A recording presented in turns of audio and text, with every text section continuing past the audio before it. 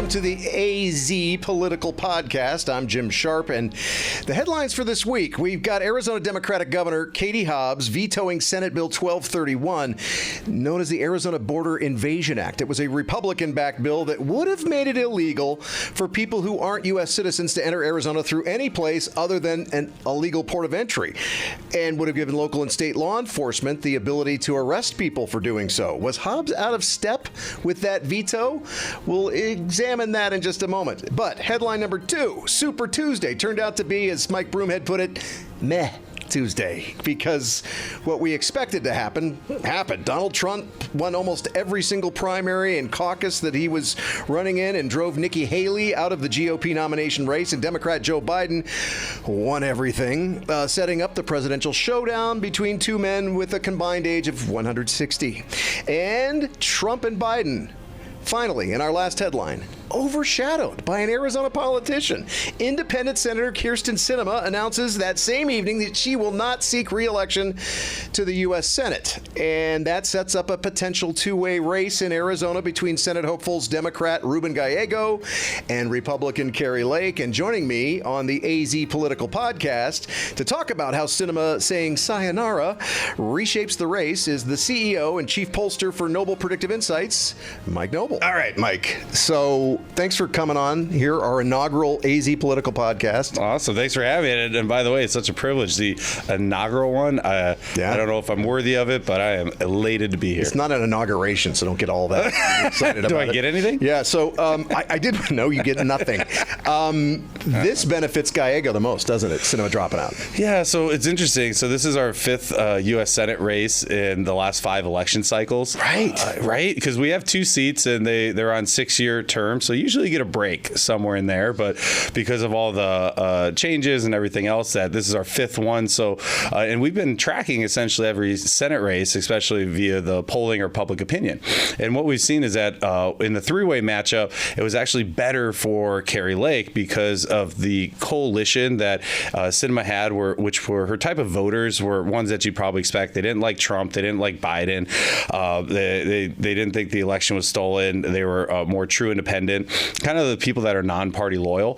So now you're taking Sinema off the board, and we can actually see in our polling, in the 2-way matchup, it benefits Gallego more than Lake. So if the election were held today, it'd be 47% Ruben Gallego, 37% Kari Lake. And what's fascinating about that, since we asked the 3-way and the 2-way, we know where Sinema's voter, her voter block will distribute, where 12 points of her 24% she has would go to Ruben Gallego, 6% to Lake, and the 5% go to undecided. But basically, Ruben benefits a little bit more. And the big issue there is that Kari Lake's just upside down in her numbers, her favorability numbers among independent voters, so that group in the middle. Right. And then where Ruben, he's got the opposite problem, or actually not the problem, that basically he's 2-to-1 favorable among that group. So it's going to be a really fascinating race to watch. You know, what's interesting is he very quietly towards the end of last year left the Progressive Caucus because he's trying to become more of a moderate. It's interesting is that 4 years ago, if you would have talked to any political person in the state and said, oh, Ruben Gallego running for statewide, you know, he would be like, let's say, the standard bearer for the Democratic Party and be in the driver's seat to win, you probably would have been laughed out of the room.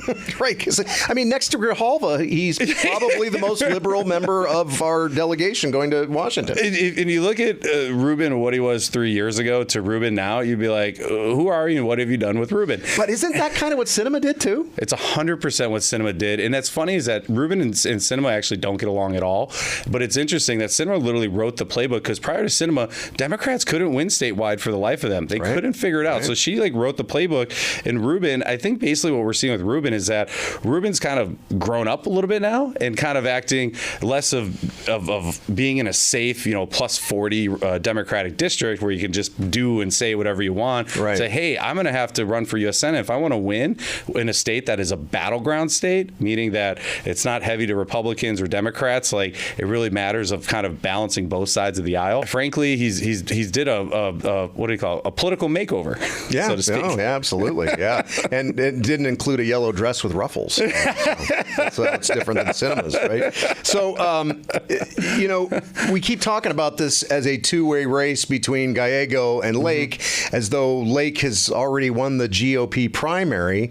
But there is somebody else in that. You've got the Pinal County Sheriff, Republican Mark Lamb.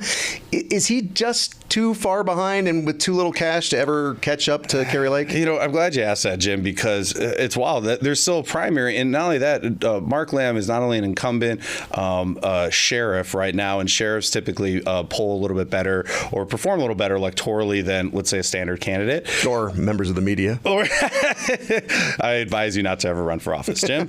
And so basically, like Mark Lamb, so his numbers, and it's funny, is that it's a really weird dynamic, and it just shows like how politics, the game has really changed from these historical norms that we have, is that basically, so in the horse race, election were today, in the GOP primary, it'd be about 53% of Republicans will vote for Lake, and then about, it's about 20% roughly for Lamb, but Lake basically has a 33-point edge, and there's about only 17% unsure. Essentially, the GOP primary, the way the vote share looks today, is kind of like a Trump versus Nikki Haley.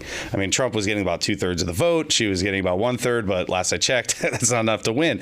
And what's even so, and here's the crazy part, though, is that when you look at the images of Lake and Lamb among Republican primary voters, he's got just as favorable numbers, and he has less negative than Lake does. So basically, he's very well liked. He's pretty well known, and he doesn't really have high negatives, and she actually has a little bit higher negatives. But yet, when you go to the two-way matchup for vote share, Lake's cleaning his clock, because usually when you have two people that are so on par with those type of images and numbers, it'd be a much more competitive or closer race. Right. So that's fascinating. And is also, it just that she has such national prominence because everybody across the country knows who she is? Correct. I think it's that, but it goes back to my point of that this new dynamic, or the new, like the game of politics is kind of being rewritten as we speak. Yeah. And it's just kind of the Trump following, this MAGA group, they're very loyal. And so that's the dynamic, because again, they should be competitive. And what's even crazier is when you look at Lamb's image and then Lake's image among the general electorate, Lake is overall like -10 with the electorate. So she's not only incredibly defined, but defined negatively, which is, you don't have a lot of room to move. And you're talking the entire electorate. Yeah, correct. In the general electorate. So overall. And then you look at Lamb, he's actually not only positive, like +23. Yeah. So he's overall positive, and he also has room to grow. So again, that's why I go back to this. It's kind of like Trump versus Nikki Haley. Like, Nikki Haley is absolutely the better one to put up against to beat Biden, but yet you got to win the primary. And again, this is what we're seeing right now. So, and I guess the last point is, because I know I've belabored on this point, on this topic, but the last part is money. So it's crazy. So now he's an incumbent sheriff. He's raised like $1.3 million. Yeah, that's not bad. It's not bad, but he spent a lot of it. So the big thing is with Lamb, if he wants to make this competitive, he needs to start getting more aggressive with his fundraising. But I think the bigger point, he needs to just be aggressive in the race, because I don't know about you, the biggest thing that I've seen Lamb's campaign do so far in this race is announce that he's running for Congress. Right. Yeah. Right? Or the Senate. Or Senate. Yeah, sorry. Yeah. Which Senate is part of Congress? That's true. Good point. Upper chamber. Right. But good catch there, Jim. No, you split hairs with you, of all people. Especially somebody who's as American as this is. Hold your foot up, will you, just for a second? See how American Mike Noble is? Look at those. Red, white, and blue socks and red, white, and blue sneakers. They even have fake lace. That's amazing. It's an optical illusion. But here's a crazy thing, though. Get me a pair? I would love to get you a pair, Jim. Yeah. And so what's interesting is that I think I'm allowed to wear this, because, fun fact, I was actually born on the 4th of July. Were you really? I swear to you. I didn't know that. Yep. My daughter was born on the 5th of July, and we named her Liberty. Really? Yeah, we missed by like an hour and 50 minutes. Really? Yeah. I guess I made it in the 4th of July by like 12:03 a.m. So you were destined to be a political pollster or be in an Oliver Stone movie, is what you're saying? Pretty much. Okay. Pretty much. Just checking. All right. So you also just released some results. I think this is really interesting on which direction Arizona voters lean, and you looked at independents and true independents, and that's what I was referring to when I was saying that Governor Hobbs might be out of step with the electorate. You don't have to drink the fake coffee, by the way. I was trying to promote you guys, and then I realized I did it the wrong way. Yeah, the logo's on that side. So Fail.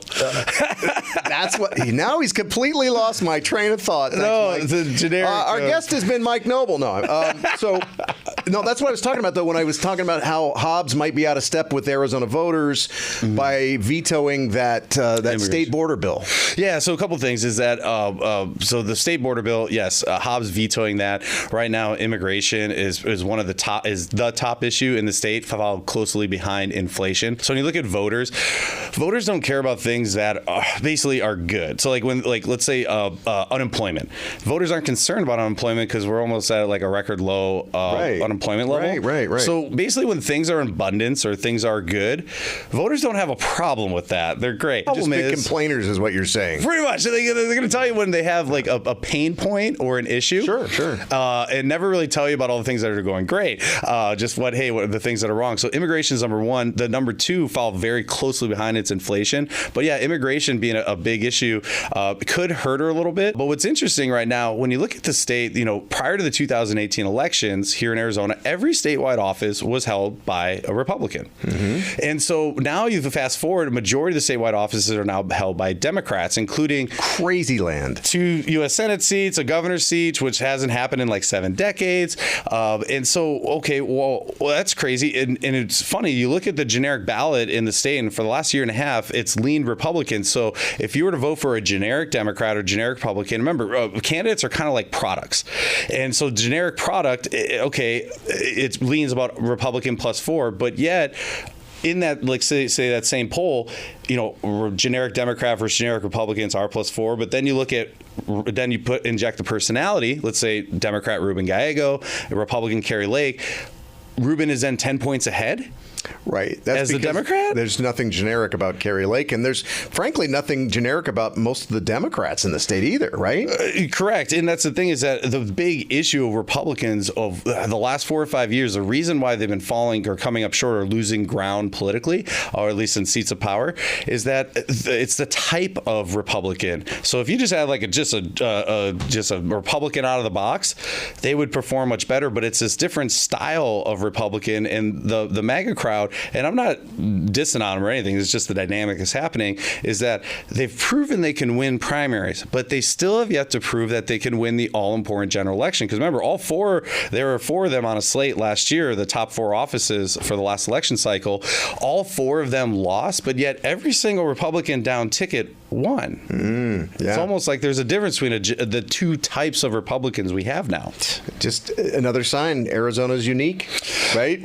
We're so different than every other state. Even as a presidential swing state, we're different than the other presidential swing states. We're not only unique, it's so fascinating is that at this moment in time, Arizona's relevance of not only of like how competitive things are in the state, of the balance of power, but also of how our impact is of what we do here in Arizona impacts nationally. Like, we may literally decide who sits in the White House.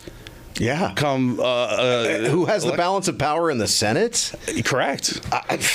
We're so powerful. We're very powerful. So important. Correct. Yeah. Correct. Everyone should be walking and very tall and proud this election year, because this should be renamed the A to Z political podcast, because we're A to Z in Arizona. It's like we cover everything, really. Yeah. So one last question for Mike Noble here, CEO and chief pollster at Noble Predictive Insights. What amazes you or flabbergasts you, or what is the craziest part of this election year when we just look at the federal races, because that's what's important this year, right? The presidential, the Senate, and then the congressional races. Well, you said pick one? Yeah, you can pick one, or I might let you have a little extra time to pick a second one. I got like 5, but no. Sorry, not happening. Okay, all right. Well, one, I think what's really fascinating right now, I think, is the dynamics of the type of Republicans that are coming out of primaries, for one. So I think like the U.S. Senate race is going to be very interesting to watch, because Kari Lake being so well defined, but she's going to really absolutely try to moderate or move herself to the middle. And the question is, will she stay disciplined and be able to do that, which we saw in the governor's race. Correct. And we saw that she wasn't able to do it then before. So, hey, can she, I guess, again, kind of I guess, mature up a little bit for the big boy race, and that. But also, what I think is really fascinating is that Arizona's 8th congressional district, the Republican primary there, so in the Northwest Valley, in Peoria. So incumbent where Debbie Lesko's left, and she now is running for supervisor. Leave Congress. Which, by the way, go for supervisor. That has more constituents than a congressional district, by the way. That's I don't doubt that. Yeah, but it's still lower profile. Yeah, right. But there's a ton of people running in that. A ton of people, but also what's fascinating is the type of characters running in it, because it's the first time we're seeing, because normally you have one MAGA candidate, but you have two that were endorsed by Donald Trump previously in the last election, which was Blake Masters and Abe Hamada. And yet Blake Masters has been endorsed by some of the Republican MAGA guys, such as like J.D. Vance, senator out of Ohio, and some others there, where Abe Hamada got Trump's endorsement. And then you have Ben Toma, kind of the more moderate Republican running, where Debbie Lesko, the incumbent, has endorsed him. And then here's the zinger. Then out of nowhere, the former congressman who used to hold the seat, Trent Franks, who left the seat over a very salacious, I guess. Apparently issue. he talked to some staffers about being carrying a baby for him and his wife. Correct, which is probably not good in the workplace. But for him, at the time, that was enough for him to get out of the race. But in this new dynamic of the GOP politics of what is accepted and what is not, apparently it's a good time. So he's re-entered back into the race. So it is a fascinating race to watch. And it's going to be interesting to see kind of how that whole race pans out. All right. Always love your insight. And it's not just because, you're always asking people what they think and getting the results and tabulating and doing all the math, which I appreciate you doing all the math so I don't have to. I count good. But no, I think you really take a kind of a unencumbered, even though I know your background politically, you kind of take an unencumbered view. Like you're not dragged down by one particular party and you're looking at all this stuff. So I just think you have one side, right side, left side. And here's the thing. The truth lies somewhere in the middle. And at the end of the day, data is agnostic in a sense of like, hey, here are the facts. Let the people decide. People can pundit all day. But, hey, give people the facts. They're smart enough. They can figure it out and see what's working and what's not. So anyways, privileged to be here, Jim. And thanks for having me. That's Mike Noble, CEO and Chief Pollster with Noble Predictive Insights. Even though almost every political scientist out there is convinced that our former president, Republican Donald Trump, and our current president, Democrat Joe Biden, will get the nod from their respective political parties, I've noticed that the average voter isn't exactly partying over the choices that will be served up again. What did Roger Daltrey of The Who sing? Meet the new boss. Same as the old boss. And that goes for whomever wins in November. As much as we complain about how we hate not getting fresh blood, an Arizona politician who called it quits on the same day that Trump and Biden cemented the extension of their political lives, well, she's the physical embodiment of how little the body politic doesn't mean it when we say it. Kyrsten Sinema's departure from politics made headlines across the country. The only independent senator in Arizona history is riding off into the sunset with much fanfare, but little sadness on most voters' hearts. She stood up to her former political party on issues like our dangerous border, putting her in a position where she had to leave the Democratic Party, if for no other reason than to avoid getting harassed by the far lefties in bathrooms. And her thanks for doing what most Arizonans say they want from their politicians was to get kicked to the mythical curb. Don't get me wrong, she'll be fine. I said in a commentary that I can't wait to see what her next move is, a move that will have to occur in the nonprofit or corporate world, meaning she'll do quite well for herself. So I'm not worried about Sinema. I'm worried about us. We claim we want something, a politician who is unencumbered by party or labels, but then we ultimately don't choose that something, which makes me worried that Arizona's electorate suffers from schizophrenia. And the Democrats and the Republicans are exploiting the mentally ill. Well, that's going to do it for our AZ Political Podcast. I'd like to thank my guest today, CEO, Chief Pollster Mike Noble of Noble Predictive Insights. I'm Jim Sharpe. We'll see you next time. In fact, we'll have a preview of the presidential preference election in Arizona coming up on the next AZ Political Podcast.